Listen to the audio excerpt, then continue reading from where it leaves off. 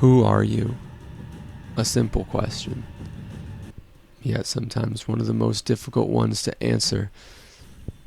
And for Syril, this was the case. This was not only a question, but this was a reckoning. This question of who he was is a testament to the writer's ability to flip the coin on us and make us see the other side.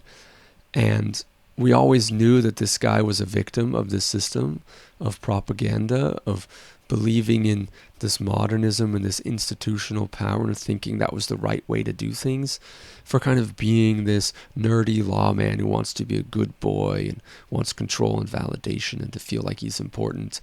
But those necessarily aren't bad things. I think they were always sort of presented in him in sort of awkward and almost pathetic ways, and we all kind of made fun of him.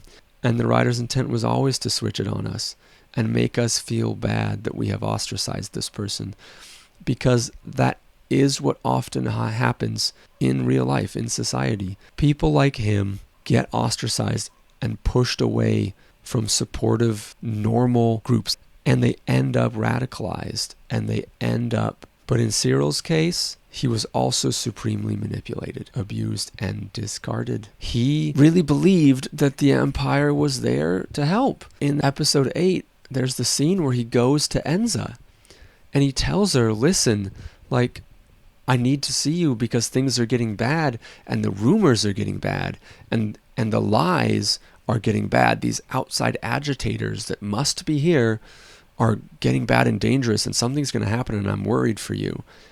And she slaps him because she's thinking, how stupid can you be?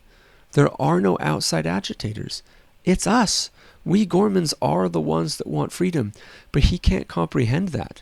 He only comprehends that it must be some outside devious force that is making these people who would otherwise be good and otherwise be compliant and obedient and otherwise love the Empire. It must be the outside agitators that are turning these good people against the Empire and making them suspicious and making them want to organize against it. So he's hell-bent on finding this outside group. But there isn't one, of course. And it is the Empire's doing all along. And he was just a tool to be used in their machinations this whole time. And while Dedra had no ill intent or didn't want to lose him, the rest didn't care. Not even Partagaz cared. He's too far off and distant and, respects that chain of command and that sort of ends justify the means, do whatever is necessary, even if it takes losing people kind of thing.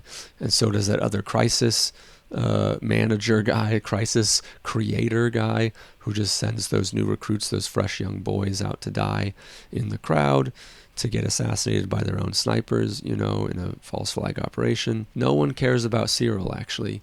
And there's that twist that is just really tragic, and yet there's still that scene where he starts choking Dedra. So quickly he flips to domestic abuse and violent lashing out against another person.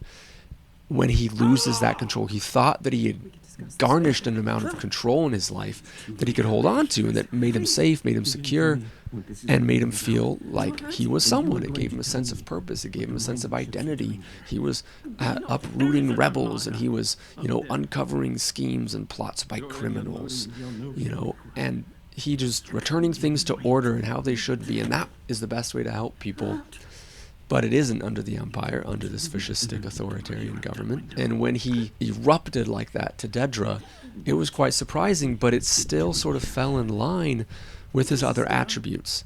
His other attributes that sort of cause him to swing right, and to swing conspiratorial, and to swing authoritarian, or that sort of obstructitarian point of view, where those things are the things that matter, and power and control matter. And when he loses that power and control over himself, what he's doing, his actions, his purpose, and he lashes out physically to get control, it makes sense. It makes perfect sense for his character and for the sort of connections to real life.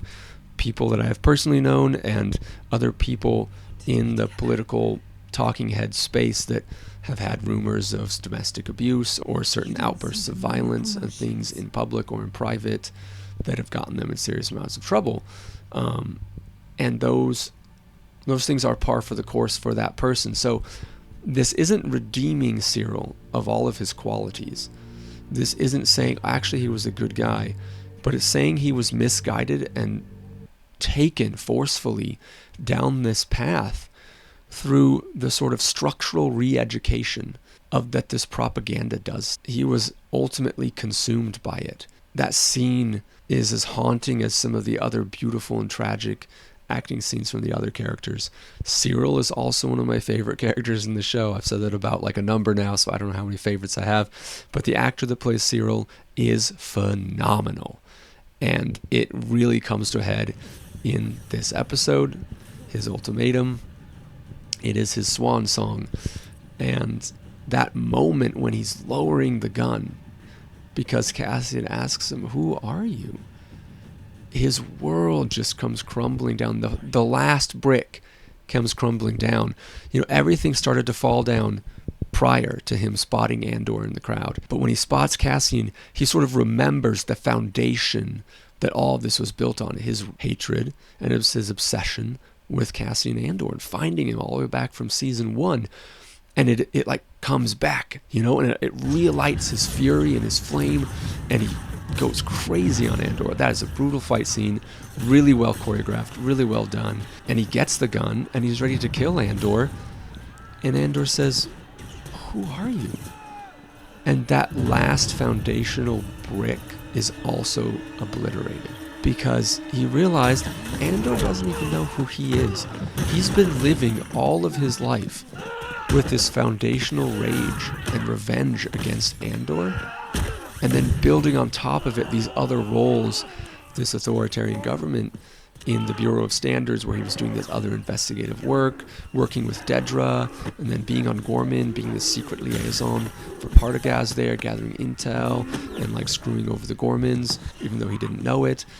He thought he built all of that brick upon brick, and then they each came crumbling down, and then the final one that had motivated him since the beginning of the show, back in season 1, also was in pieces.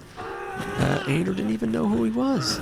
He was a bygone memory, meaningless to him, insignificant in the universe. This was what guy is you? And that was the final blow. That was the nail in the coffin that made Syril realize, who am I? Not even the number one hatred, building block of my life that's been spurring me onward year after year knows who I am. I am invisible to the world. That moment to have before your death, this existential crisis, is unimaginably devastating. One cannot fathom how crushing that would be, how defining that would be in your final moments, to just question everything about who you are and not be able to purchase a single moment to answer that question. That is another one of these fantastic moments that the writers of this show don't just kill a character off. They do it in one of the most philosophy annihilating ways. And kudos to the actor for portraying that as he's moving through the crowd. His rage scene with Dedra, also intense and unbelievably awesome.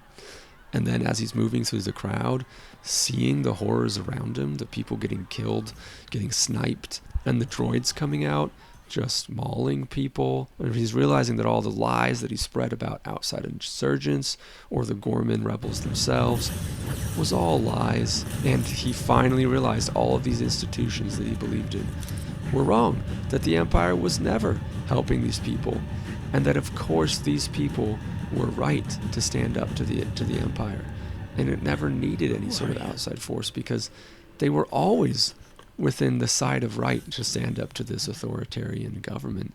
He could have been on the side of the rebels, fighting for what's right, the way Mon Mothma constantly fights in the Senate for the actual rules and structures and laws that are broken, that the Empire overreaches beyond to screw people over like the Gormans. You could see someone like Syril being a stickler for those laws and rules and being a sort of nerdy dork about how things should be, and he would stand up for the violated rights of people if he could only know the truth. And under that more nurturing environment, maybe that deep violence and rage at the loss of power, at the loss of self, at the loss of control would never have erupted out. And maybe it could be addressed. Maybe there would still be some personal issues there. The guy's not perfect. He's not redeemed as a person, but he has been a victim this whole time. We can see people in real life that he mimics in the political space and cultural spaces, and a lot of those people will get discarded as soon as they are not needed, or they will be thrown under the bus as soon as they can be used as a stepping stone for whatever fascistic or authoritarian stranglehold of power can use to just step up higher. To wrap up, because this is going on longer than I wanted it to, Syril is an incredibly consequential character, not just for the story and the plot, but for the backbone and the philosophy of an authoritarian government and the revolutionary movements that rise to meet it. He is an integral part of that thematically, and we can see those reflections in real life, and incredible props to the actor and to the writers for making this character come alive and hit so close to home